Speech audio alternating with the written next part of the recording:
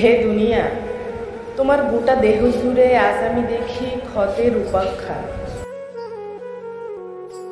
আমার এই পবিত্র ভূমি এক অন্তত ধ্বংসের চিহ্নে ভরা প্রতিচ্ছবি, যার দগ্ধ যন্ত্রণার আড়ালে চাপা পড়ে আছে বোমার বিস্ফোরণ, বারুদের গন্ধ, ক্ষুধার্ত শিশুর অস্ফুট কান্না, আর সন্তানহারা মায়ের হৃদয় বিতারক আর্তনাদ।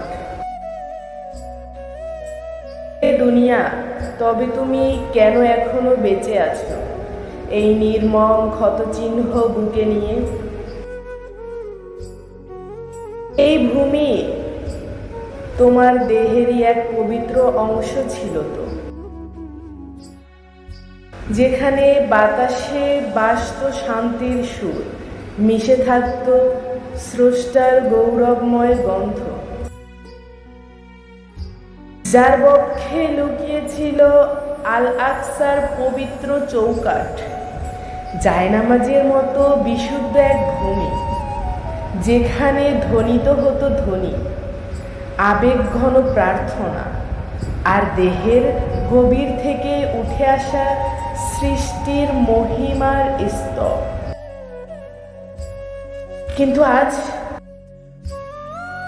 আজ সেখানে ঝরে শুধু রক্তমাখা আর্তনাদ, চোখ থেকে গড়িয়ে পড়ে রক্তিম অশ্রুবিন্দু। এই পবিত্র ভূমির বুকে ছড়িয়ে যাচ্ছে কেন এত অত্যাচার, অবিচার, অনাচার? নির্মমতা কেন ছুঁয়ে ফেলছে এই পবিত্র ধূলিকণা? হে পৃথিবী, তুমি কেন উদারতার মুখোশ পরে বেঁচে আছো? এই ক্ষত আমি আর বহন করতে পারছি না শুনতে ধ্বংসের করুণ গর্জন। হে ধরা, তুমি ধ্বংস হয়ে যাও, আমাকে রক্ষা করো এই বন্ধিত্ব থেকে।